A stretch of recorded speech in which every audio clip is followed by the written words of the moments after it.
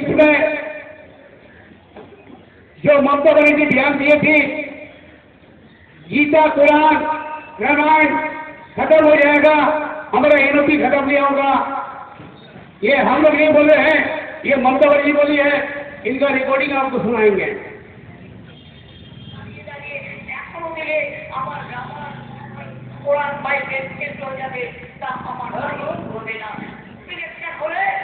আমি কৈফিয়ত দাঁড়িয়ে দাঁড়িয়ে এখনো দিলে আমার রামায়ণ মহাভারত কোরআন বাইবেল শেষ হয়ে যাবে, তা আমার কাহিনী পুরবে না। ইলেকশন হলে আমি কৈফিয়ত দাঁড়িয়ে দাঁড়িয়ে এখনো দিলে আমার রামায়ণ মহাভারত কোরআন বাইবেল শেষ হয়ে যাবে, তা আমার কাহিনী পুরবে না। ইলেকশন হলে আমি কৈফিয়ত দাঁড়িয়ে দাঁড়িয়ে এখনো দিলে আমার রামায়ণ মহাভারত কোরআন বাইবেল শেষ হয়ে যাবে, তা আমার কাহিনী পুরবে না।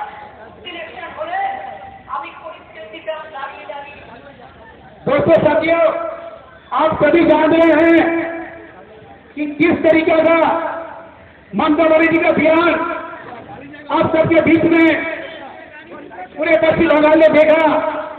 अब पूरे पश्चिम बंगाल में हर एक जात के हिंदू मुस्लिम सिख ईसाई ये सभी ने कहा कि ये दीदी नहीं बोली है, ये मोदी को लाने के लिए बोल रही है, क्योंकि भीतर से ये बीजेपी से पैक है और हिंदुस्तान के अंदर में, पश्चिम बंगाल के अंदर में, पूरे हिंदुस्तान के अंदर में किसी स्टेट में ऐसा भाषा नहीं बोला। आखिर ये भाषा क्यों बोला? मैं आप सबसे आम पब्लिक से ये पूछना चाहते हैं, हम आपको पूछना चाहते हैं, वो हिंदू हो या मुसलमान हो या सिख हो या ईसाई हो, क्या ये भाषा सही था भैया? ये भाषा सही था? आप जान रहे हैं ये काम दीदी मोदी के लिए कर रही है, क्योंकि मोदी एक दलाल बन के काम कर रही है। आप सबको बताने चाह रहा हूं और ये आम जनता को, आम पब्लिक को, आम को ये बताने चाह रहा हूं, अब बोलने चाह रहा हूं कि आप सुनिए, देखिए किस तरीके का दीदी ने भाषण दिया। गीता रामायण कुरान खत्म हो जाएगा, मेरा एनओपी खत्म नहीं होगा। मैं आज आप सबको इसी मंच से, मैं हिंदू हो, मुसलमान हो, सिख हो, ईसाई हो, मैं सभी को एक बात कहना चाह रहा हूं कि आप देख लीजिए, मेरे कभी लोग के अंदर में बेफिक्र के मुसलमानों का तादाद व्यक्ति है। ये टीएमसी वालों ने नफरत का सीधा क्या दिया है और हम लोग, हमारे राहुल गांधी मोहब्बत की दुकान खोले हैं और मोहब्बत की दुकान में नफरत नहीं बेचते हैं, मोहब्बत बेचते हैं। अभी अभी देखिए एक टीएमसी का जुलूस किया था जिसमें देसी करके एंटी सोशल, इसका नाम मैं थाना में काफी देखिए दर्ज किया हुआ है। ये एंटी सोशल का जुलूस था, ये टीएमसी का जुलूस नहीं था। ये जितना भी जुलूस था, ये जो भी देखिए 29 कल 29 28 इसी जगह में 2 बार मार्च करके प्रोग्राम किया। इतना डर हो गया हम लोग को, टीएमसी वाले को इतना डर हो गया है कि कांग्रेस को काम करेंगे तो हम लोग को ये नहीं मिलेगा। कुछ टीएमसी के दलाल से मैं बोल रहे हैं कि 600 वोट मिलना मुश्किल है। मैं दलाल समाज तुमको ये बोलने चाह रहा हूं, 6 में 0 लगाओ, फिर ये 750 वोट इस वर्ष में मिलेगा और ये कभी नहीं वोट का नाम देंगे। तुम लोग कितना कोशिश कर लो, तुम लोग कितना कोशिश कर लो, 3000 पार करेंगे मेरे यहाँ की जनता कि तुम लोग सब नारदा सादा का चोर, इलीगल बिल्डिंग कमाई खाने वाला, इसका बाप दादा एक स्कूटर नहीं लिया, आज इसका के लेकर घूर रहे हैं, जिसका रहने का कोई 10 घर है, आज स्विमिंग पूल बना के कहां से लाया पैसा, क्या कारोबार, क्या बिजनेस है, हमको बताएं। ये केवल राम को कैसे कर लिया, अब 3 रुपया बेमानी करके बैठ गया। और हम लोग जब इस तरह के आवाज उठाते हैं तो क्या कहते हैं सामने वाला कि हम यहाँ नहीं है, ऊपर में हिसाब देंगे। ऊपर में कौन सा ऊपर भैया? 6 तल्ला 5 तल्ला 6 तल्ला 8 तल्ला कौन सा ऊपर है? बोले नहीं, मरने का बाद हिसाब नहीं है। भैया मरने का बाद तो हिसाब होता है, मरने का बाद तो हिसाब होता है। बोले ऊपर में नहीं यार, कितना तल्ला पर में दोगे बताओ, 5 तल्ला 6 तल्ला 7 तल्ला। बोले मरने का बाद हिसाब नहीं है। मैं केला बागान का आवाम को बोलना चाह रहा हूं कि आप लोग डरिए मत, ये कांग्रेस का सिपाही हम लोग हैं। किस जगह से, किस चीज से अगर ये टक्कर करने चाहता है, हम लोग टक्कर करेंगे। मैं आज इसी जगह मन से कह रहा हूं, एक बात बहुत तारीफ बार बोल रहा हूं, इसको आप लोग कैश कर लीजिए, आज मोबाइल में रिकॉर्डिंग कर लीजिए। इलेक्शन का दिन में टीएमसी के एंटी सोशल गुंडा, जो गुंडा इसका भाई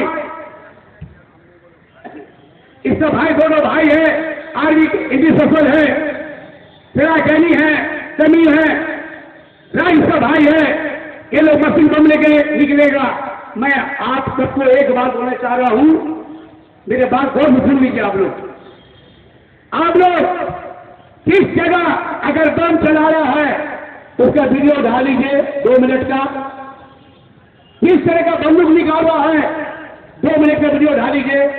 5,000 रुपये इनाम देंगे आप लोग को। आप 10 चोरी निकालिएगा, 50,000 रुपये इनाम देंगे, क्योंकि हम लोग लड़ने नहीं आए, हम लोग जनता सेवा करने आए हैं। और ये लोग जान रहे हैं कि हम लोग हार रहे हैं, हम लोग कोई उन्नति नहीं किया है। ममता बनर्जी ने ध्यान भी दे दिया है कि हम लोग मुसलमानों का वोट नहीं चाहिए। तो आप सबको यही बोलने चाह रहे हैं, यही बताने चाह रहे हैं कि आप मुसलमान हैं, अगर आपका पास ईमान है तो काफिर को वोट मत दीजिए, अपना वोट खराब मत कीजिए। ये वोट टीएमसी को दीजिएगा तो बीजेपी को जाएगा, बीजेपी को दीजिएगा तो टीएमसी को जाएगा। अगर दिल्ली में सीट कम होगा तो दिल्ली फौरन दौड़ के देगी कि हम दे रहे हैं सीट, बीजेपी सरकार बनाए। क्योंकि आप जानते हैं इनके बड़े बड़े लीडर कह रहे हैं कि सीपीएम और कांग्रेस को पश्चिम बंगाल में आने नहीं देंगे, तो किसको आने देंगे भैया? कोई लाएंगे, ये बीजेपी को लाएंगे। जो कल दिल्ली कह रहे थे 2014 में,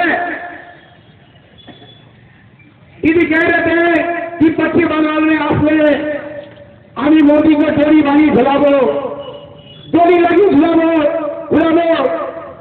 ये दीदी कह रहे थे रस्सी बांध के मैं बंगाल में पूरा घुराऊंगा। आज कुछ दिन के बाद 16-17 में बांग्लादेश में जब मोदी गया तो दीदी सेंशन किया, तो दीदी क्या करने गया? हनीमून मनाने गया भैया, क्या पिकनिक करने गया था? क्या करने गया था? अरे टीएमसी के दलाल बोलो, तुम लोगों ने जमीन बिकिया है, तुम लोग नारदा का चोर, कटबड़ी खाने वाले, तुम लोग कभी मुसलमानों को मैंने सोचा, किसी हिंदू वाले को सोचा नहीं। बहुत जगह में, किसी जगह में ये काउंसलर हमारे कुछ भाई लोग को, सुदेव साहब को, गौतम को हिंदू बोल के मारता है, हिंदू बोल के मारता है। मैं आज बताने चाह रहा हूं, इसी जगह मन से हमारा भाषण वक्तव्य है। मैं 1 घंटा और बोल सकता था, मगर नहीं, हमारा गेस्ट मेहमान आए हैं, वक्त मिला फिर बोलेंगे इंशाअल्लाह। जय हिंद। ममता बनर्जी मुख्यमंत्री नहीं, उनको डरने के बाद नहीं, उनको 26 से हम लोग टिकट काटेंगे, लेकिन 4 तारीख के बाद राहुल गांधी के नेतृत्व में पूरे भारतवर्ष में सरकार बन रही है, इसमें कोई संदेह नहीं है। तमाम हिंदुस्तान तैयार खड़ा। पहला सवाल यह है कि इतना अन्याय, इतना जुल्म, इतनी महंगाई, इतनी बेकारी, इतनी भुखमरी, इतना जो बदहाली है, इसके कारण क्या है? इससे पहले कांग्रेस के जमाने में या और भी लोग जब थे, जनता पार्टी वगैरह जमाने में, हमारा एक सांसद था पार्लियामेंट, 543 आदमी चुन के जाते थे। अपोजिशन की बात ज्यादा होती थी, वो कहते थे ऐसा करो, ऐसा करो, ऐसा करो।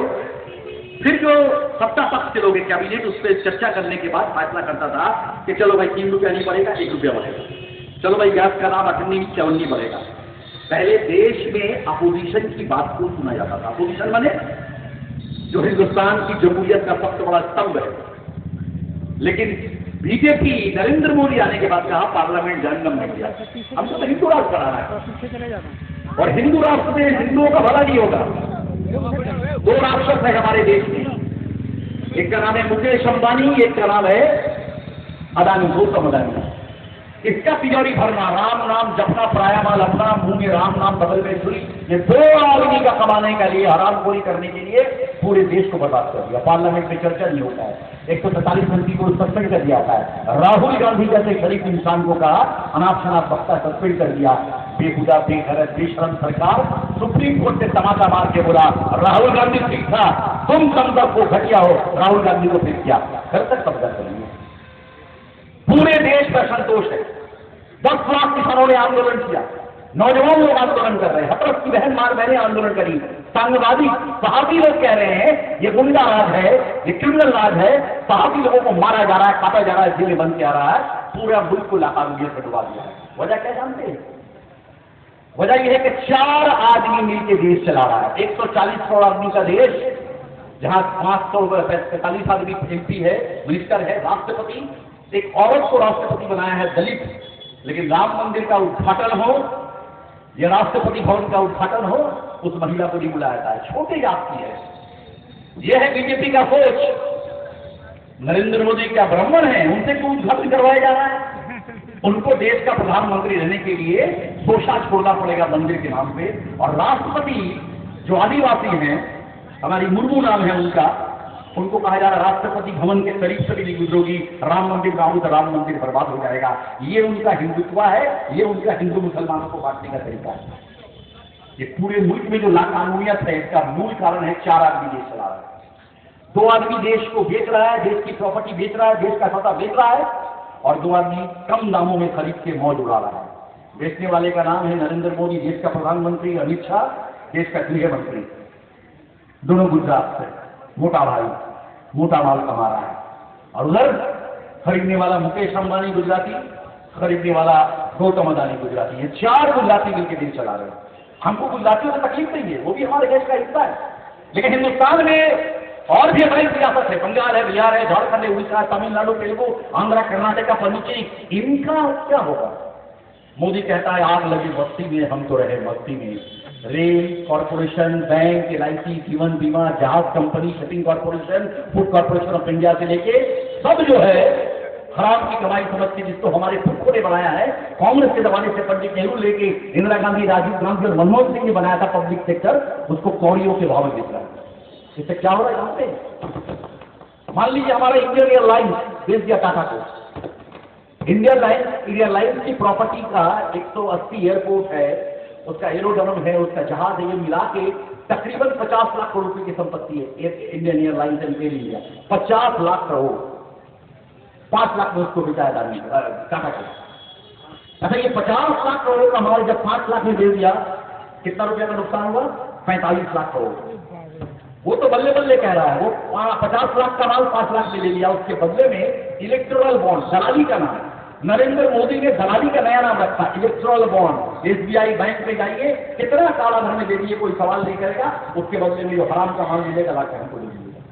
सुप्रीम कोर्ट में CPI ने मामला करके नंगा कर दिया है दीदी को, मोदी को, एक ही हम्माम में बेईमानी, बदनवानी, रिश्वतखोरी, हरामखोरी, देश को बेचने के हम्माम में दीदी भी नंगी खड़ी है, मोदी भी नंगा खड़ा है। सुप्रीम कोर्ट के जज ने कहा है वही पार्टी लाल झंडा, जिससे सिर्फ रोका नहीं है, गरीब भगवान की प्रॉपर्टी टैक्स का पैसा जो काला धन बना के वो बैठे हुए बाप की तरह, उसको उद्धार करने में मदद की है। आज पूरे देश में नंगा हो गया। लेकिन बंगला में कहा रहा है दुकान का बॉल, जिस नेता का या नेत्री का दोनों कान कट जाता है, फिर उसको एक कान कटने से क्या होता है? लोग कहते हैं कंडक्टा, तो लोग घबराते।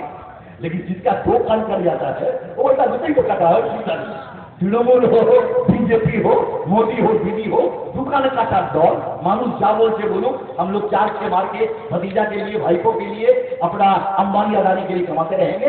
गरीब आदमी नदी में पैदा हुआ नाले में मर जाएगा, उसका जीना क्या मरना क्या। अरे जो मोदी कहता है हिंदू राज बनाएंगे, हिंदू का मान करेंगे, जब कोरोना हुआ था तो वही बनारस से जहां वो खड़ा होता है, 10,000 लोगों की लाश पड़ी हुई है, 1 फुट गड्ढा खोल के डाल दिया था, रात को कुत्ता आया, भेड़ी आया, बकरी आया, सियाल आया, काट के खाने लगा।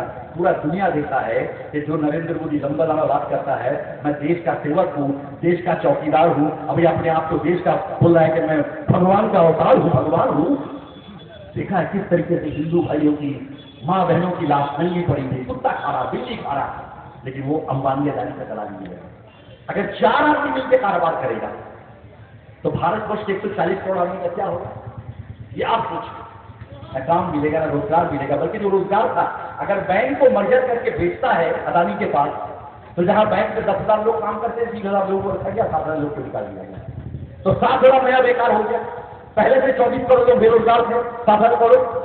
ये अगर हमारे देश में चलता रहेगा, हमको भिखारी होने में कितना वक्त लगेगा? भिखारी हम बन चुके हैं। वर्ल्ड इंडेक्स देखिए, गुर्बती में, जहालत में, मुफलिसी में, महंगाई में, मां बहनों की इज्जत के, तहफ्फुज़ के मामले में, यहाँ तक के कैसे शादी होता है, जिसको कहते हैं प्रेस की डेमोक्रेसी आजादी। भारतवर्ष 180 देश में कहीं 150 है, कहीं 60 है, कहीं 70 है। हमसे अच्छा हाल है बांग्लादेश का, हमसे अच्छा हाल है पाकिस्तान का, जिसका नाम लिखा के कहा जाता है कि हम लोग पाकिस्तान को ठंडा कर देंगे। हमसे बहुत अच्छा हाल है दूसरे मुल्कों का। अफ्रीका का 2-4 देश हमसे पीछे पड़ा है, बाकी सब देश हमसे आगे निकल गया। क्यों निकल गया? ये 4 हरामखोर जब तक सरकार में रहेगा, आपके बदन पे कफन नहीं होगा, बच्चों के पेट से रोटी नहीं होगी, आपका इलाज नहीं होगा, आपको जो सहूलतें मिलनी चाहिए भारत के नागरिक के तौर पर वो नहीं मिलेगा। अगर जब तक ये जो राक्षस की टोली है, जो कमा रहा है, खा रहा है, उसको बेच रहा है अंबानी को, अदानी को, और उसके बदले में इलेक्ट्रॉल बॉन्ड लेके चुनाव में लाखों करोड़ रुपया खर्चा कर रहा है, यहाँ वो कैंप लगा रहा है, बिरयानी खिला रहा है, पैसा दे रहा है, ये जब तक होता रहेगा तब तक हम नहीं बचेंगे। जब तक मोदी है तब तक अमन, शांति, सकून, इतिहास, प्यार, भाईचारगी, हिंदुस्तान की पुरानी रिवायत वापस लाना नामुमकिन है। हिंदुस्तान की पुरानी याद लाने के लिए वो जो कांग्रेस पार्टी थी, पुरानी पार्टी, 70-70 साल में 7 साल कांग्रेस की, वो जमाने में भी लड़ाई थी, जमाने महंगाई थी, बेकारी थी, लेकिन इस कदर बेरोजगारी, इस कदर महंगाई, रास्ते में पड़ा हुआ लाश उठाने वाला नहीं है। ये इतना बड़ा राक्षस आदमी है, जान लीजिए। दलाली के चक्कर में एक आदमी का नाम जानते हैं आप लोग? आदर्शपुरा वाला। जब कोविड का इंजेक्शन का मामला आया, पूरे देश का हाहाकार मचा हुआ है, लोग मजदूर बेकार है, घर बंद, मकान बंद, दुकान बंद। तो जमाने में लाल झंडा कांग्रेस लोगों ने हम लोग मिल के कैंटीन चलाया ताकि बच्चों को, औरतों को कम से कम तक खाना तो मिल जाए। आज भी हम लोग कैंटीन चला रहे हैं, सब खामोश। और उसी जमाने में देखा गया, पूना आदरवाला बोल के कंपनी के मालिक ने मोदी को अप्रोच किया कि हम जाली दवा बनाते हैं, तो उनको 50 करोड़ रुपया इलेक्ट्रॉल बॉन्ड देते हैं चंदा, 15,000 करोड़ रुपये का हमको ऑर्डर को इंजेक्शन बनाएंगे, दे दिया।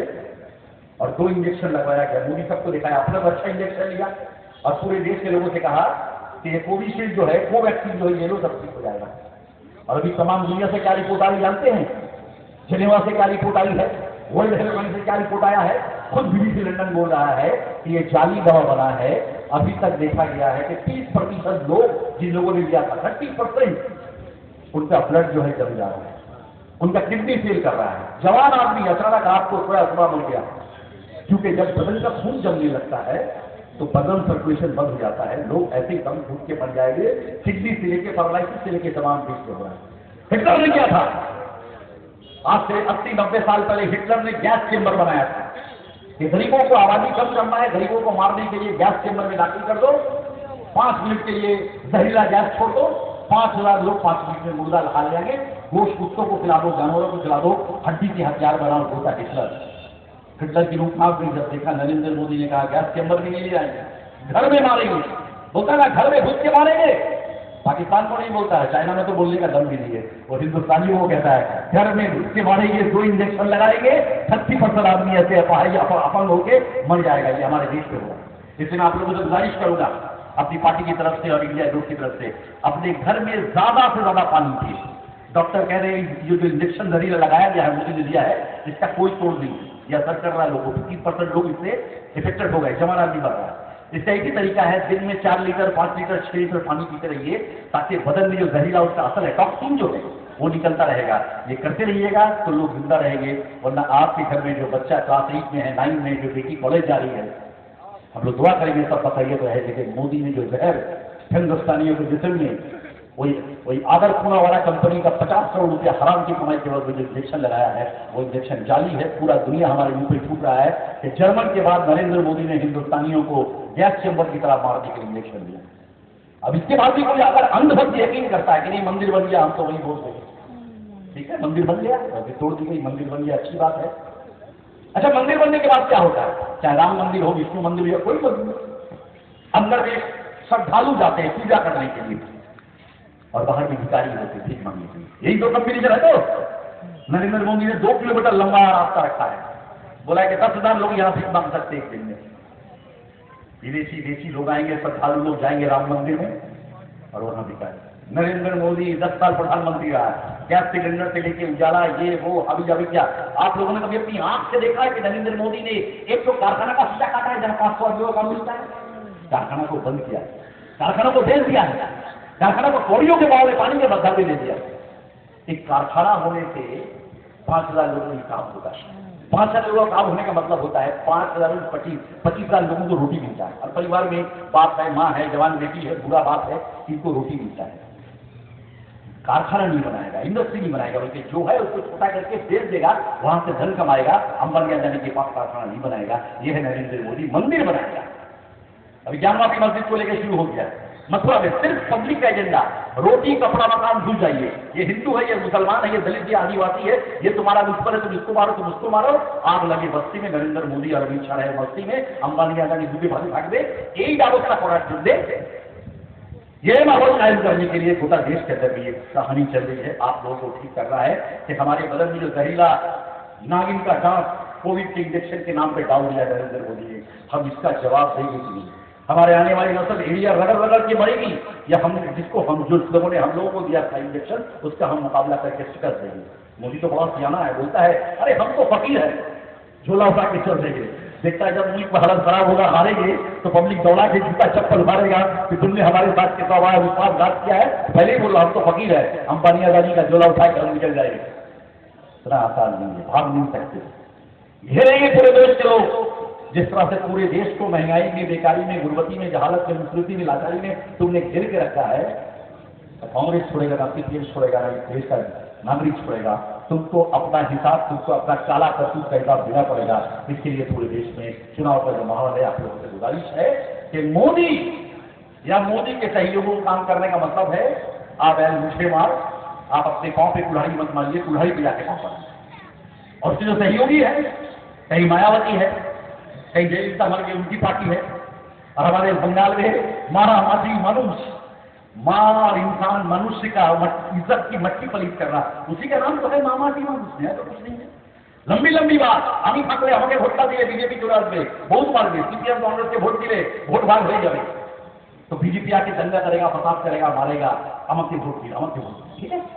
अच्छा बीजेपी को बंगाल में लाया कौन? अगर तुम सच्चाई की देवी हो, 2 पैसा कभी तुम्हारे अंदर अगर ईमान है, नियत है, सच्चाई है, 1 पैसा कभी नहीं है। अगर है तो बोलो कि हाँ हम ही लाए थे, गलती मानते। ज्योति बसु को हटाने के लिए, नंदीग्राम सिंगूर में दंगा करने के लिए अभी बोल रही है। इतनी बड़ी झूठी, इतनी बड़ी मक्कार औरत है हमारी बंगाल की मुख्यमंत्री, हम लोग को शर्म होता है। 34 साल में प्रचार किया था, এই সিপিএমের নেতারা বুদ্ধ ভট্টাচার্য গুলি চালিয়ে খুন করেছে, পুলিশ খুন করেছে। याद है नंदीग्राम, याद है सिंगूर जहां गोली चली थी? और जुमा 8 दिन हुआ है। शुभेंद्र अधिकारी जो पहले उनका अपना लगते जिगर नूर नजर था, अभी बीजेपी का नेता हो गया, अभी मोदी का चेला हो गया। नंदीग्राम में ममता बनर्जी मीटिंग करके बोल रही है एक गुली का एक बाप बेटा चली। सोचिए कितनी बड़ी झूठ, कितना बड़ा मक्कार, एक औरत इतनी गिर सकती है। अरे तुम चीफ मिनिस्टर हो, अपने ओहदे का ख्याल करो। तुम्हारी जात, तुम्हारी नस्ल को लेकर लोगों के अंदर सवाल हो ही सकता है, लेकिन तुम तो कम से कम सच्चाई का पास करो। 13 साल से बोलती आई झूठ झूठ झूठ। नंदीग्राम में, सिंगूर में सीपीएम गोली चलाया, मार दिया, ये किया, वो किया, एक बार भारत अध्यक्ष किया। बुद्धदेव भट्टाचार्य उस जमाने में कहा था सच बढ़े या घटे तो सच नहीं रहता, सच बढ़े या घटे तो सच नहीं रहता, झूठ के बगैर कोई इंतहा ही नहीं। एक वक्त आएगा जो लोग जान जाएंगे।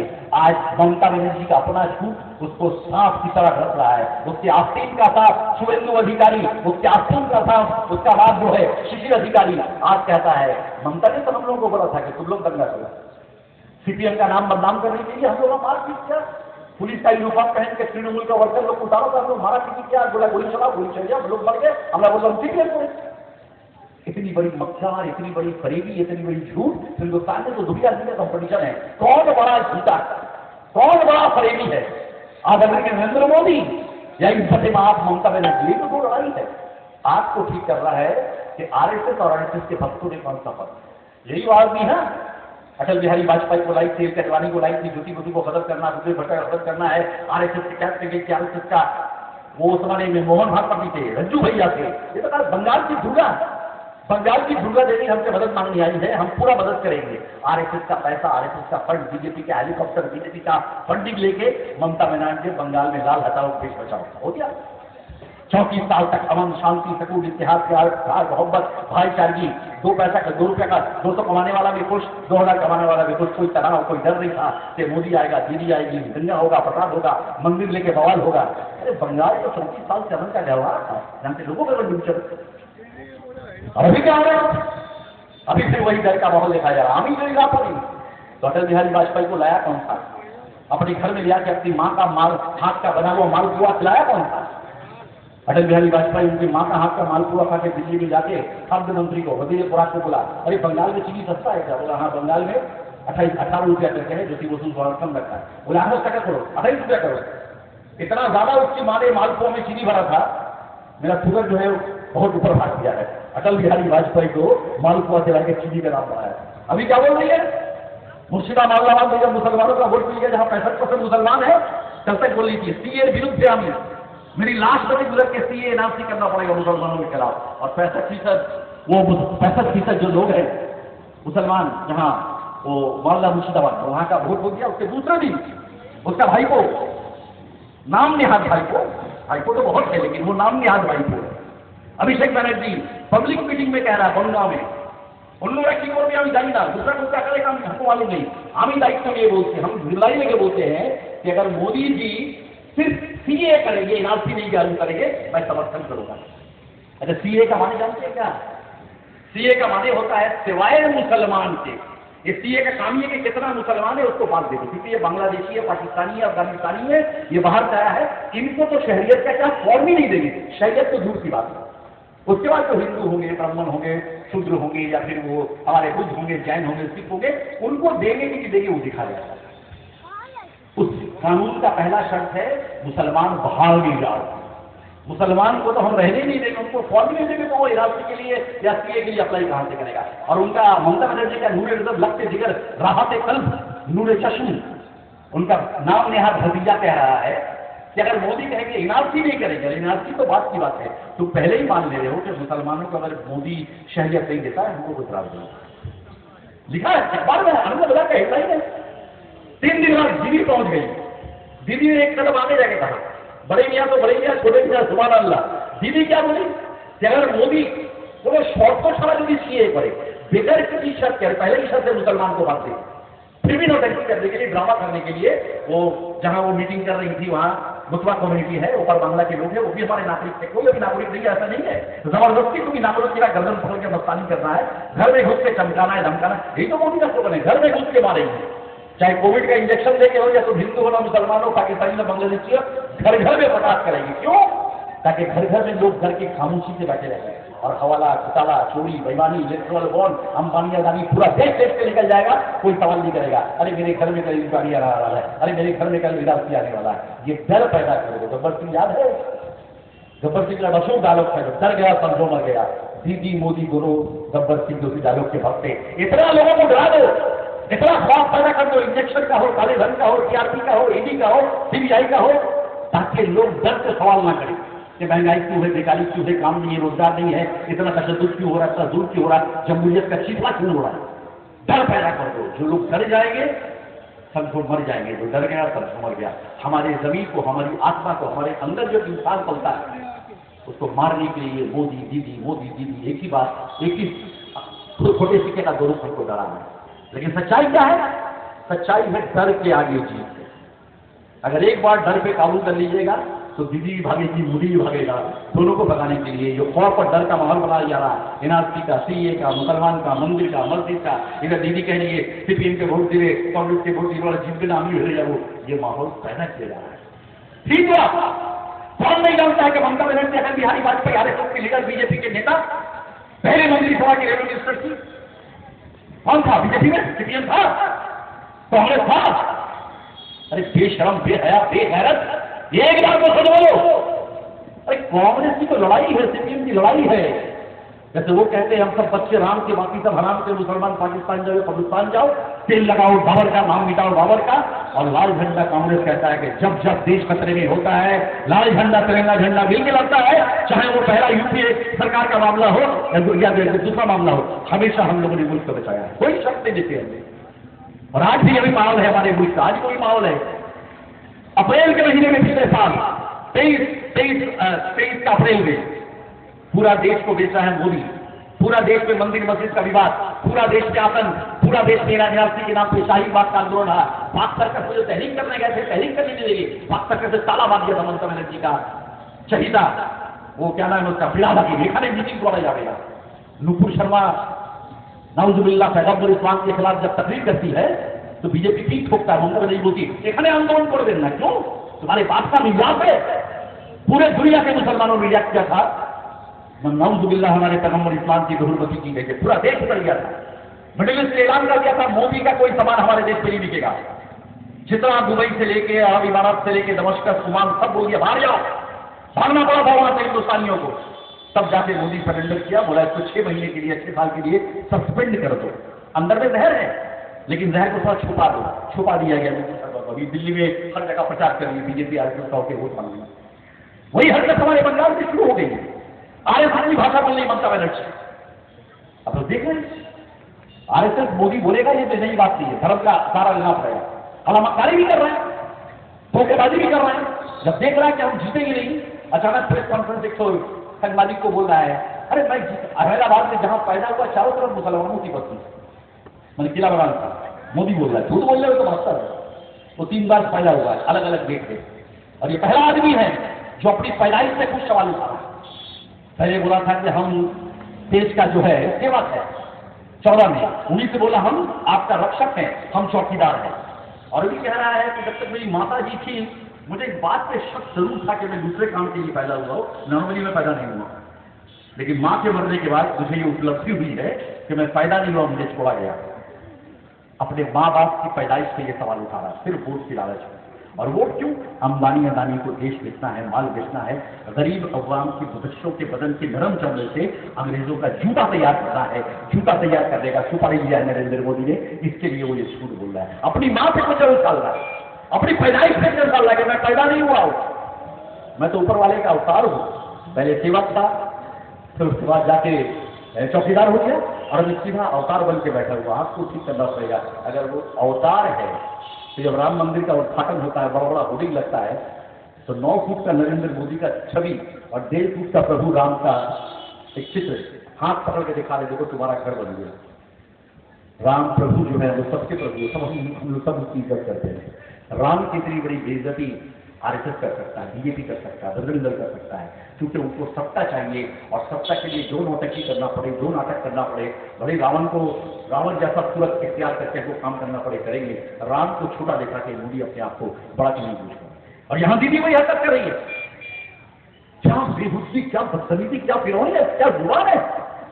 अरे आरएसएस का लीडर अगर ये बात बोल ले, याद रखिएगा, असल में वो बोल रही आरएसएस की जुबान बोल, यार इसकी दुर्गा है ना ममता बनर्जी। आरएसएस का ये भाषा है कि बहुत मुसलमानों को तुम चापलूसी कर लिया, चमकाओ उसको, किसी ये करेंगे, एनआरसी होने देगा, हम कुछ नहीं बोलेंगे, गीता खत्म हो जाएगा, बाइबल खत्म हो जाएगा, रामायण खत्म हो जाएगा, नाउजुबिल्लाह कुरान। अरे तुम सियासत करने आई हो या बदतमीजी करने आई हो? तुम सियासत करने आई हो या हिंदू मुसलमानों के जज्बात के साथ खेले आई हो? तुमको वोट चाहिए, तो वोट के लिए बहुत तरीका है, पैसा बांटो, वोट बांटो, ये करो वो करो, कन्याश्री, चुल्लूश्री, शराबश्री, मौतश्री, प्रोमोटरश्री, जितना करना है करो, लेकिन गीता से, बाइबल से, कुरान से तुम खिलवाड़ कर रही हो। एक आदमी बोल रहा, उनका एक दलाल था, अरशद भाई वो तेजी में बोलने से जुबान फिसल गया, ठीक है, हो सकता है। अच्छा, जब फिसल गया तो माफी मांगना पड़ता है ना। बोले थे चोरी और सिला करी, आरएसएस का सिद्धांत, कि अब तुम मुसलमानों पे हमला करो, बहुत दिन चापलूसी कर ली, 10 साल सत्ता में से मुसलमान वोट भी नहीं देगा तो तुम जीत जाओगी, अब थोड़ा हिंदू हिंदू करो। अभी ब्राह्मणের মেয়ে কালীঘাটে করেছি, আমি মন্দির করে দিয়েছি, আমি দীঘায় 800 কোটি টাকা খরচা করে দীঘায় জগন্নাথের মন্দির করছি। किसको दरवाजे जगन्नाथ की मंदिर की, किसको राम मंदिर की? अरे काम लो काम, अरे घंटा बजाने का काम मिलेगा।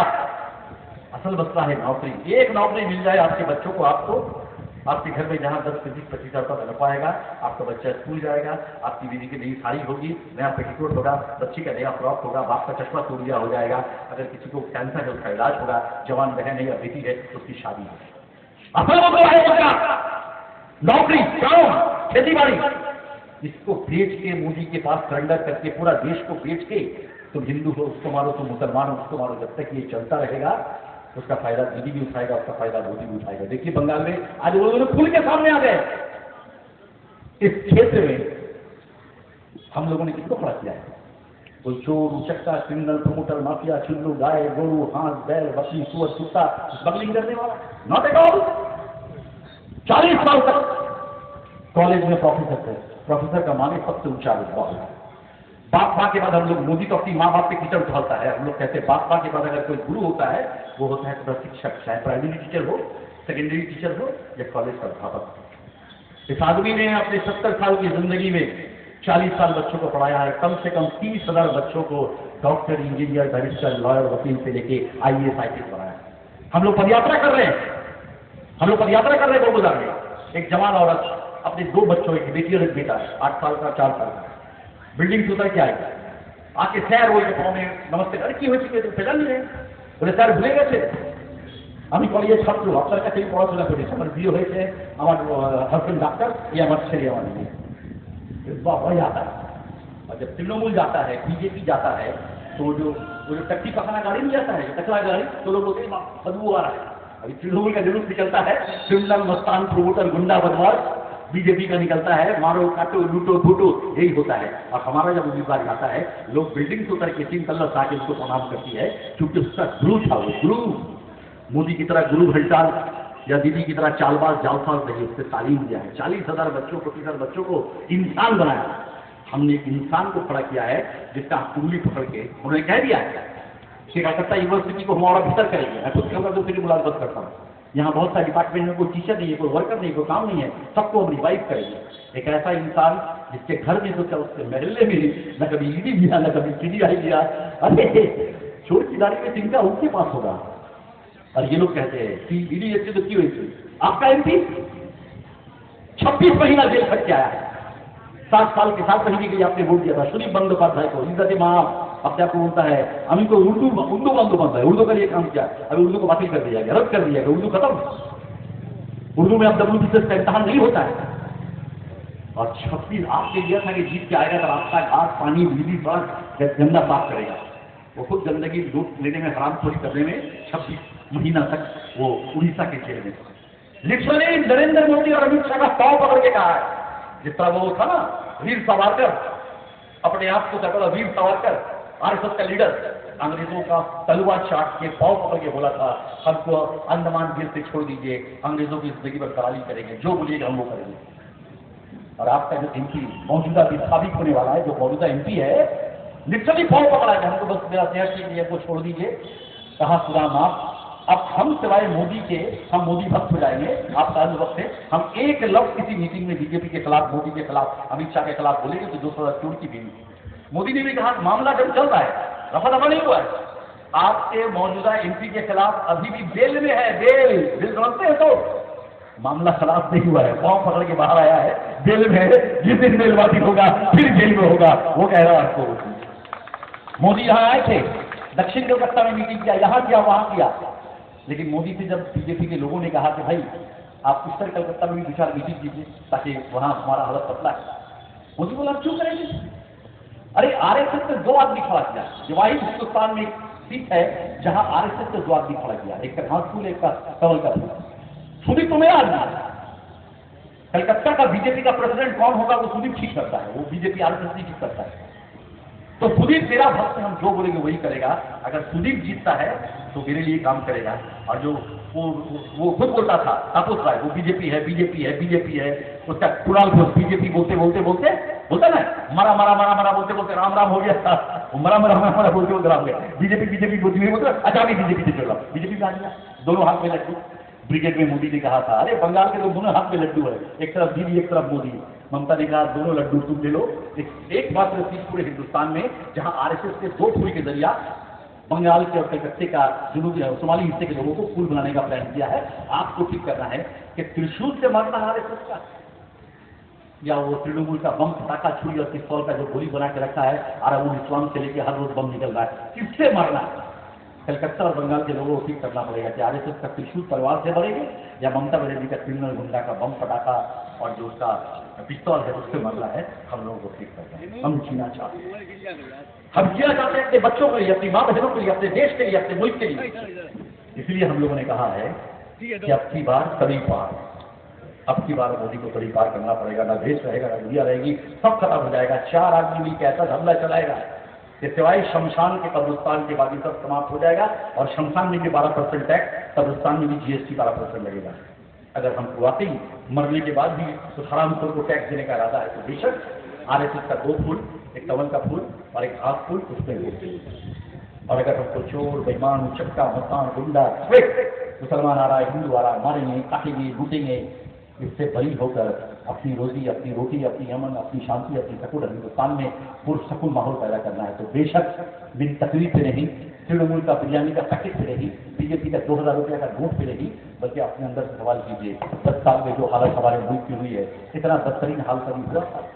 आज हमारा नफ्सी का आलम है। रात को अपना बच्चा आंख के सामने सो रहा है, उसकी शक्ल की तरफ देख के फैसला कीजिए, मेरी बात पे नहीं कि इसको हम जितना खाना जितना प्रोटीन जितना फैट जितना इसको चाहिए, तालीम जितना अच्छा स्कूल हम दे पाते हैं कि नहीं दे पाते हैं? अगर दे पाते हैं तो बेशक आरएसएस का 2 टीम है, जहां स्कूल को वोट दीजिएगा, मैं अपील करूंगा।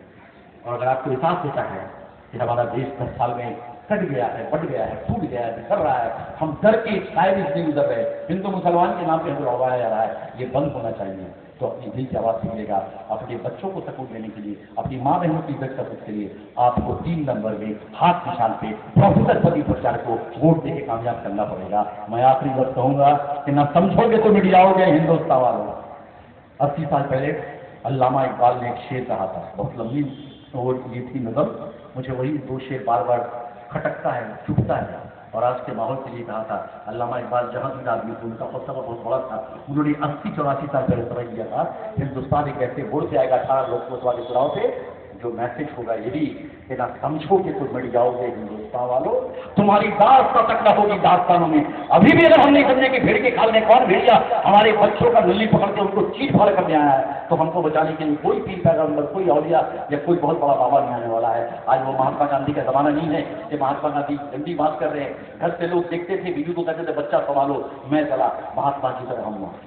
आज अपना हाथ पकड़ना, अपने बच्चों की अपनी रोजी रोटी की, अपने घर को बचाने की, अपने देश को बचाने की, अपनी मजहब को बचाने के लिए कलाम पाक से लेकर हर जगह हमला हो रहा है, हजरत मोहम्मद से लेकर हर जगह हमला हो रहा है, हर मजहब के लोगों पे हमला हो रहा है। ये मजहब के बकरे में फंसा के हमारा जो असल मुद्दा है रोटी कपड़ा मकान रोजगार तालीम सेहत, जिसको आगे बढ़ाने का जो जद्दोजहद कांग्रेस और सीपीएम कर रहे हैं, 28 आदमी को लेके किया था, पलटू राम भाग गया, नीतीश कुमार दल को बुलू दल को खलीफर का बैरन भाग दिया।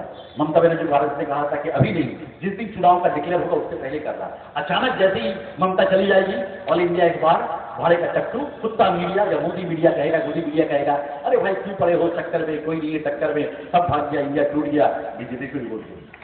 ये दलाली करने के लिए किया गया था। आरएसएस का निर्देश, आरएसएस का हुक्म था कि ममता नीतीश कुमार पहले ही सरेंडर कर चुका है, तुम अभी मत करो, तुम फरवरी तक रहो। कांग्रेस ने क्या मांगा था? 42 से 42 में 12 मांगा था, 14 मांगा था, 2 सीट मांगा था।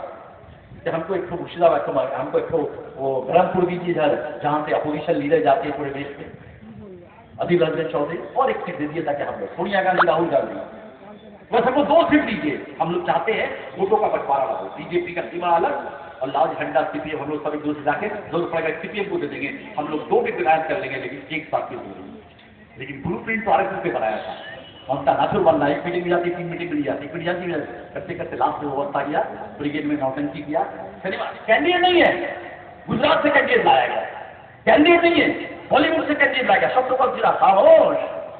वाकई पब्लिक को बोलता है खामोश, मोदी डायरेक्ट बोलता है जो बोलेगा अंदर कर देंगे, सौरभ सिन्हा बोलता है खामोश।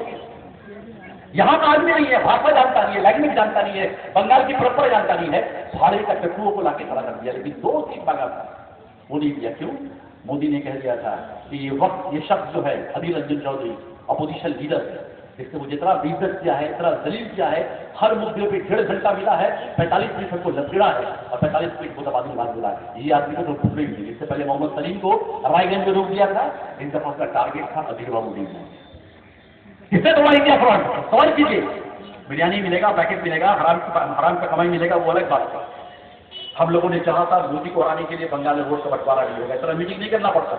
अगर सब मिलकर इलेक्शन लड़ते, मोदी का यहीं पे हम लोग ताबूत में आखिर कील ठोक देते जो पूरा हिंदुस्तान का। लेकिन ममता बनर्जी ने RSS और मोदी के सारे देखा। क्यों? क्या मानना पड़ेगा? अरे मोदी का बात नहीं मानेगा तो उनका भतीजा को कौन बचाएगा? मोदी का बात नहीं मानेगा तो गौतम को कौन बचाएगा? मोदी का बात नहीं मानेगा तो तृणमूल का जो आधे लीडर जेल में है, बाकी जेल में है, जो बेल भी निकल रहा है, वॉशिंग पाउडर मोदी के साथ जाके बीजेपी जा रहा है। ये कोई पार्टी है? आधा जेल में, बाकी बेल में चला गया बीजेपी में। अब जो उधर है, कभी इधर है, कभी उधर है। तृणमूल कोई पार्टी नहीं है।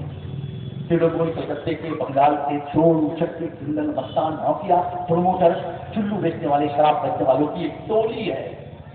शरीफ आदमी गलती से उसको वोट देते हैं क्योंकि हमारी बात हम उस तक पहुंचा नहीं पाते। लेकिन अब शरीफ आदमी जोड़ गए, क्रिमिनल, गुंडा, मस्तान, माफिया, प्रोमोटर करने वाला, बस्ती वालों को उतार के 100 रुपया कमाने वाला क्या कभी आपकी रोजी काम रोजगार के बारे में सोचेगा?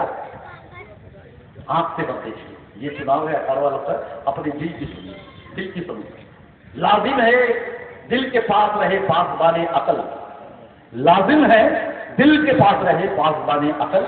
हाँ, ये भी जरूरी है कभी अकेला भी सुनिए, अपनी दिल की सुनिए, अपनी घर की सुनिए, अपने बच्चे की तरफ देख कर फैसला कीजिए कि ये मोदी के जमाने में और मोदी की दलाली करने वाले ममता बनर्जी के जमाने में बच्चे का मुस्तकबिल महफूज रहेगा। पूरे देश को फिर से मुतहिद कर रहा है, कश्मीर में 370 धारा वापसी कर रहा है, 3 तलाक का मामला वापसी कर रहा है, मुसलमानों के जो हकूक़ कानून बना के छीन लिए गए उसको वापस करना है। इनाम सीधा राहुल गांधी ने कह दिया, पहला मीटिंग पार्लियामेंट में, राहुल गांधी ने ऐलान कर दिया पहला मीटिंग पार्लियामेंट में इनाम से और CA को हम लोग रद्द कर देंगे, बातिल कर देंगे। ये है बाप का बेटा, ये है शेर का बच्चा। कह दिया हर गरीब औरत को भीख नहीं देगी 1,000 रुपया, साल में 1 लाख रुपया देंगे, बैंक में आएगा 8,500 रुपया तक काम देंगे। बेकार नौजवान को जब तक काम नहीं देंगे 1 लाख रुपया देंगे। जिस दिन कोई सरकारी बेसरकारी नौकरी मिल जाएगी उस दिन से उसका पैसा बंद होगा, वो फिर अपना तनख्वाह भी पड़ेगा। और क्या चाहिए लोगों को? हम 17 लाख की बात नहीं कर रहे, इतना छूट हम नहीं बोल सकते, लेकिन इतना तो कर सकते हैं कि मोदी अंबानी के पास जितना माल भर दिया है वो काला इलेक्ट्रॉल बॉन्ड भी अगर हम वापस ले आएंगे तो हर औरत को कम से कम साल में 1 लाख, हर बेरोजगार नौजवान को 1 लाख रुपये दिया सकता है। और ये रियलिटी है। उनके राहुल गांधी ने, कांग्रेस ने, इंडिया जोट ने कहा है कि हम युद्ध करेंगे, गरीबों की मदद करना जरूरी है। मोदी ने हमारे बदन का चमड़ा तक छीन लिया है, हमारे बच्चों का चमड़ा उतार के उसका जूता ना बनाए। इसके लिए आप लोग कांग्रेस इंडिया जोट को देंगे लाल झंडा। हमारे साथ बीसी की लड़ाई कल भी थी, आज भी है, घर में भी होता है, बाप माँ मियाँ बीवी में झगड़ा होता है, लेकिन जब मुल्क को बचाने का मामला आता है लाल और तिरंगा ने हाथ मिलाकर, कंधे से कंधा मिला के भगवान को साथ लेकर जाए। इस दफा वोट देके मोदी का सत्ता सिर्फ पलटना नहीं है, दीदी की हुकूमत को गिराना नहीं है, बल्कि किसी मिट्टी में काली कपड़ में लपेट के उसको दफन करना है ताकि हर आने जाने वाला नरेंद्र मोदी जैसा राक्षस अपने पांव तले घूम सके और हमारे ऊपर जो जुल्म हुआ है उसका बदला ले सके। एक बटन दबा के ही होगा, उसके लिए इसी मिट्टी में कफन देना पड़ेगा। आप लोग 1 तारीख को नरेंद्र मोदी, दीदी जिनका साढ़गांठ है, RSS का 2 शिविर है, एक मोदी एक दीदी, इन दोनों को शिकस्त देके हमारे इज्जत महाब प्रोफेसर, बच्चों के बच्चे तालीम देने वाले उस्ताद गुरु प्रोफेसर प्रदीप भट्टाचार्य को 3 नंबर में वोट देकर कामयाब बनाएंगेगा। कामयाबी हमारा कदम चलेगी। पूरा देश तैयार है राहुल गांधी और कांग्रेस की सरकार बनाने के लिए। सिर्फ आपके पास ये मौका है, इस मौके को अपने रूह की आवाज से आपको करना पड़ेगा। यही कहते हैं मैं 3 नंबर बटन में वोट देने की अपील करके बात खत्म करूंगा। इंक्लाब जिंदाबाद, CPI जिंदाबाद, CPI इंडिया जोट, कांग्रेस का महाजोट जिंदाबाद। जॉन एलिया का एक शेर है, आजा भाई, जॉन एलिया का एक शेर है, अब तो निकलो खुद के अंदर से, अब तो निकलो खुद के अंदर से, मुल्क को तुम्हारी जरूरत है। दोस्तों, इलेक्शन है क्या, ये आपको समझना है। इलेक्शन है क्या, ये आपको समझना है। ये इलेक्शन, ये डाला वाला कितना डाला आगे बढ़ाएगा, ये भाई कितने बाहर अपना लड़ी लगाएगा, वो भाई अपना पानी का डाला कहाँ लगाएगा, वो कचौरी वाला डाला कहाँ बेचेगा। ये तमाम चीज से परे है ये इलेक्शन। ये इलेक्शन कश्मीर से कन्याकुमारी तक, कश्मीर से कन्याकुमारी तक आप किस तरह जिएंगे, ये इलेक्शन किसके लिए है। और ये इलेक्शन, चलिए इसमें एक बात और जोड़ते हैं, आप गौर करिएगा। आप तमाम के पास एक सेल फोन है, उस सेल फोन में एक सिम कार्ड है, उस सिम कार्ड से आप बात कर रहे हैं, आपके नेटवर्क में तकलीफ हुआ, आपने वो सिम कार्ड निकाला, दूसरा सिम कार्ड को डाला, फिर बात ट्राई किया, फिर आपने देखा बात कोई नहीं हो रहा है, फिर आपने सिम कार्ड निकाला, तीसरा सिम कार्ड डाला, डालने के बाद आपने देखा कि सिम कार्ड सही काम कर रहा है। इसी को कहते हैं इलेक्शन। मोटी मोटी जबान में मैंने आपको बताया इलेक्शन क्या है, आप समझिएगा। ये इलेक्शन इसी का नाम है, मगर ये इलेक्शन में जब आप एक ताकत बनते हैं, संविधान आपको एक ताकत देता है, जो संविधान भीमराव अम्बेडकर ने लिखा, जो संविधान गांधी का सोच है, जो संविधान नेहरू का खून का जीरा है, जो संविधान मौलाना आजाद का ख्वाब है, उस संविधान ने आपको एक ताकत दी। वो ताकत क्या है? आपका वोट। और जब वोट आप देके हजारों के तादाद में, लाखों के तादाद में एक कार्य चुनते हैं, एक लीडर चुनते हैं, एक नेता चुनते हैं, उस नेता को जब आप देखते हैं पार्लियामेंट में, उसे इलेक्शन कहते हैं दोस्तों, उसे पार्लियामेंट का इलेक्शन कहते हैं। ये बात आपको समझ में आ गई। आप सोच के देखें कि आपने एक नायक चुना, आपने एक रैबर चुना, अजय साहब, और चुनने के बाद आपकी ताकत से एक आदमी पार्लियामेंट में पहुंचता है जिसका नाम सुधीर रामदास उपाध्याय है। मैं यहां से खड़े होकर संतोष सागर के क्यादत में आपसे बात कर रहा हूं, और जो कह रहा हूं आप जाके पूछिएगा, जिसको आपने पिछले 30 सालों में एक ताकत दी, क्या आपकी ताकत उसके पास थी? जब एक कानून बन रहा था अकलियत के लिए, जब एक कानून बन रहा था इस मुल्क के लिए, जब कानून बन रहा था इस मुल्क में कौन रहेगा कौन जाएगा, इन तमाम की वजह, इन तमाम जगहों पे आपका कायद, आपका लीडर, आपका नेता, हमारा नेता, हमारा प्रेसिडेंट, हमारा प्रेसिडेंसी का मेंबर ऑफ पार्लियामेंट वहां तमाम को देख के आता है। आप पूछिएगा से साहब कैसे देख के आता है? क्या हमने कोई गुंडा नहीं पाला कि इस में जाके तो बम मार के आ जाओ, उस में जाके तो रबर मार के आ जाओ, इस में जाके तो गोली मार के चले आओ? पार्लियामेंट में वोटिंग होता है। आप एक ताकत संविधान जब उनको देता है, उस ताकत को लेकर उपाध्याय वहां वोट करेंगे, वोट करके बताएंगे कि हमारा आवाम के लिए हमने ये फेवर किया।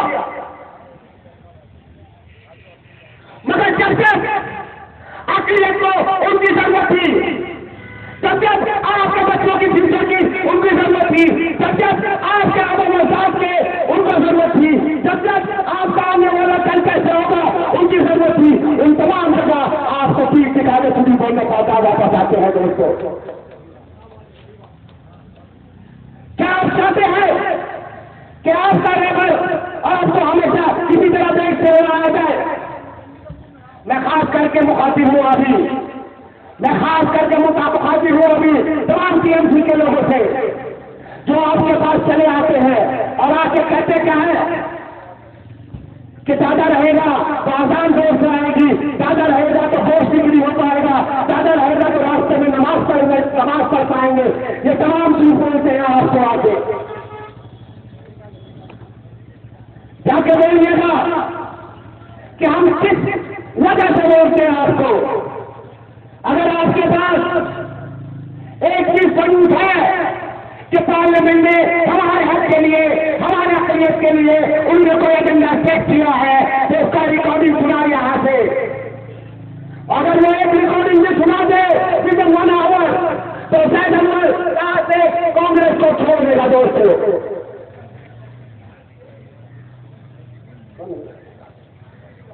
प्रदीप भट्टाचार्य वेलकम। प्रदीप भट्टाचार्य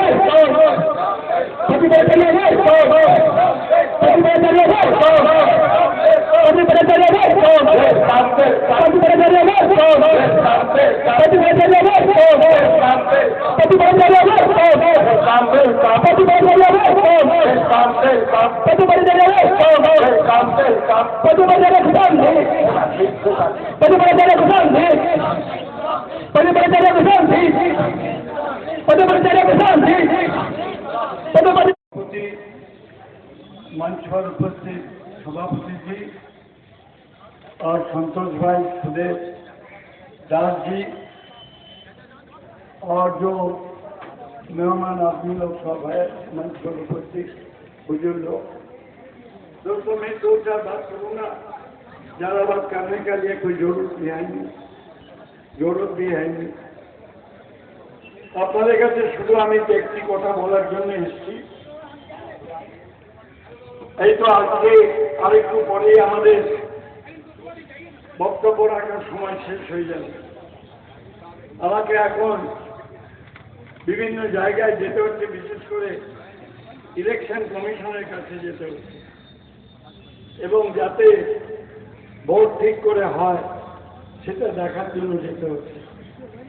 तो हमारे जो फोन है, जो मेरा पास टेलीफोन है, संतोष भैया ने हमको रिक्वेस्ट किया आने के लिए कलाबाजार में। मैं आ चुका है, मैं दो चार बात करूँगा। ये देश का एक टाइम आ गया, हमारा देश में हिंदुस्तान देश कैसे चलेगा, कैसे चलेगा, ये कौन मोदी जी चलाएगा जो हमारे देश को खत्म करने के लिए कदम उठाए, कोशिश करते रहे और इसको बदल करना जरूरी है। आप बोलिए मोदी जी को बदल करना जरूरी है कि नहीं? बोलिए, आप आवाज दीजिए। जरूरी बोलो ना जी। तो कौन आएगा? तो कौन आएगा? सारे हिंदुस्तान में तो लड़ाई चलते रहे कांग्रेस के बाद से बीजेपी, और बंगाल में कांग्रेस और लेफ्ट मिला करके हम लोग फाइट करते रहे बीजेपी का खिलाफ के लिए और तृणमूल का खिलाफ, दोनों का खिलाफ के लिए हम लोग लड़ाई करता है बंगाल में। क्यों? वो बीजेपी और तृणमूल एक ही है, एक तो डान हाथ है, एक बां हाथ। तो ये दोनों हाथ में गंदा है। बीजेपी का हाथ में भी गंदा है और तृणमूल का हाथ में भी गंदा है। लेकिन कांग्रेस और लेफ्ट वाला जो है, हम लोग एक इकट्ठा होकर के हम लोग ने ये वादा किया, ये बंगाल में दीदी को हम लोग हटाएंगे और मोदी को दिल्ली में हम लोग हटाएंगे। ये हम लोग का आवाज। देखिए, अमीर लोग का प्रधानमंत्री आए मोदी जी, और कांग्रेस और लेफ्ट का जो इश्तेहार निकाला उसमें बोला है कि बेरोजगारी जो है, नौजवान आदमी जिसको नौकरी नहीं मिलता, हम लोग पार में आ जाए, सत्ता में आ जाए, तो हम लोग एक नौजवान आदमी को नौकरी देने के लिए पहले ही कोशिश करेंगे, अमीर लोग के लिए नहीं। गरीबों को सरकार बनाने के लिए, गरीब को पैसा देने के लिए सरकार तैयार होगा कांग्रेस का लीडरशिप। दोस्तों, इसीलिए आपका पास मेरा निवेदन है, मैं ये छत पर खड़ा हुआ है, हमको पंजा निशान पर मोहर डाल के 3 नंबर बटन टिप के हमको विजयी बनाएंगे। मैंने जरूर आपके लिए काम करूंगा। मैं तो मोहल्ला मोहल्ला में घूमा, 60 वार्ड में मैंने घूमा, लेन बाय लेन में गया, गली गली में गया। कितना हाल हो गया। पानी है, बिजली है नहीं, कचरा है। ये क्या हो गया कलकत्ता का? कलकत्ता का हाल क्या बना दिया? ये तो नया चीज को तैयार करना अभी बहुत जरूरी है। सफाई करना जरूरी है। पहले तो सफाई होना चाहिए। एक मोदी जी को सफाई कर दीजिए, इसको हटा दीजिए। उसके बाद बंगाल का जो मुख्यमंत्री उनको भी हटा दीजिए, बंगाल शहर हो जाएगा। मेरा चीफ मिनिस्टर बोलते हैं हम भी बीजेपी के खिलाफ के लिए लड़ाई करते हैं। ये लड़ाई तो है पॉलिटिकल लड़ाई है, अंतर से नहीं होता, दिल से लड़ाई नहीं होता। दिल में वो दोनों इकट्ठा। शाम को वो भाषण होता है, मोदी जी बहुत बढ़िया से दीदी के खिलाफ का ये भाषण डालता है, दीदी भी बहुत बढ़िया से मोदी जी के खिलाफ का ये भाषण डालता है। लेकिन रात में टेलीफोन हो जाता है, दीदी कैसे गाली दिया आपको? दीदी बोलेगा हम आपको कैसे गाली दिया बोलो। ये तो है। मेरा पास बहुत ने बात है, आपको बोलने के लिए बहुत बात है, लेकिन अभी टाइम है, टाइम तो नहीं है। ये हमारा बुजुर्ग लोग भी है, लोग भाषण डालेंगे। लेकिन एक बात करना, मैंने 12 साल लोक राज्यसभा में था और 2-3 साल लोकसभा में था। तो 12 साल राज्यसभा में मैंने देखा कोई इंपॉर्टेंट बिल आ जाए, जो बिल अगेंस्ट का, लोकतंत्र का अगेंस्ट में, तो हम सब अपोजिशन पार्टी यूनाइटेड हो जाता है बीजेपी के खिलाफ के लिए। वोटिंग होता है, वोटिंग में हम लोग अगेंस्ट में बटन दबाता है। लेकिन तृणमूल में क्या करता है, वॉकआउट करके चला जाता है। इसीलिए क्या होता है, हमारा जो नंबर है वो कम हो जाता है, और नंबर कम हो जाता है तो बीजेपी जीत जाता है। तो बीजेपी के साथ अंडरग्राउंड रिलेशन है, तृणमूल कांग्रेस और बीजेपी एक ही है। वो जो बीजेपी तृणमूल के जोड़ा खुला है ना, तो एक तो फूल है बीजेपी, एक तो है और कुछ है। तो दोस्तों दोनों को हटाना जरूरी है। ये आपको मौका आ गया, सबको मेरा ये निवेदन है, आप ये मौका आपको मिल गया, लड़ाई करने के लिए तैयार हो जाइए। मैं जीतेगा तो आपका साथ में भी लड़ाई करूंगा। ये जवान सीखे मेरा बात खत्म कर रहा है। लेफ्ट पार्टी के साथ हम लोग का, लेफ्ट पार्टी के साथ जो हम लोग का संपर्क तैयार हुआ, लेफ्ट पार्टी के साथ हम लोग का जो संपर्क तैयार हुआ, ये संपर्क रहेगा, ये संपर्क रहेगा। हम लोग और लेफ्ट पार्टी इकट्ठा होकर के लड़ाई करेंगे। लड़ाई होगा 2026 साल, लेफ्ट और कांग्रेस मिलाकर के तृणमूल को हटाने के लिए हम लोग जबरदस्त लड़ाई करेंगे। और ममता जी और मोदी जी कांग्रेस और लेफ्ट को गाली डालता है। अरे गाली डालेगा तो हम लोग का क्या होता है? कुछ नहीं होता। आप गाली डालेगा, हम भी गाली डालेगा। दीदी ने हमको बोला प्रदीप दादा तो हटने नहीं जाता है, मैंने प्रदीप दादा चलने नहीं जाता, चलने नहीं पाता है, मेरा पाँव में दर्द है इसलिए नहीं चलता नहीं। अरे मैंने दीदी को बोला, दीदी आप ठीक से चलिए तो हमको देखने के लिए कोई जरूरत है नहीं चल पाता है कि नहीं है वो तो अलग बात है। लेकिन आप ठीक ठाक से चलते रहे तो अरे भाई ऐसा पर्सनल अटैक करके क्या फायदा, हमको अटैक करके क्या फायदा, कुछ फायदा है नहीं, मैं तो छुपाता है नहीं कुछ।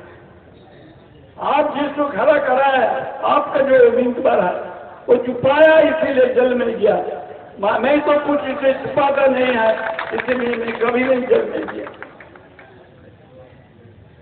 दोस्तों इसीलिए आपके पास मेरा फिर एक निवेदन है, पंजा निशान पर वोट डाल के लड़ाई करने के लिए हमको मौका दीजिए। जय हिंद। यहाँ का हाँ, इसके बाद मेरा रिक्वेस्ट हो जाएगा। आम जनता का करते हैं सारे वोटर लोग को आज के चुनावी सभा में उपस्थित परसों जो वोट होते रहे पूर्व पार्षद काउंसिलर में हमको हम सबके बड़े भाई सुबोध राम 2 बार पार्षद रहे। यहाँ बैठे हैं आप लोग। वादा करता हूँ मैं जीतने के बाद आपके साथ बात करके ये मोहल्ला का मंच पे उपस्थित ये पूरा हम सबके बड़े भाई नर्थ हमारे छोटे भाई डेवलपमेंट ने कहा उन्नयन कि करने के लिए उनको सुन के जैसे हम लोग तरीके से कुछ बोलना सीखे। कोशिश करना राजा चाहिए, भाई जैसे तरीके से हमारे लड़ाई करना चाहिए।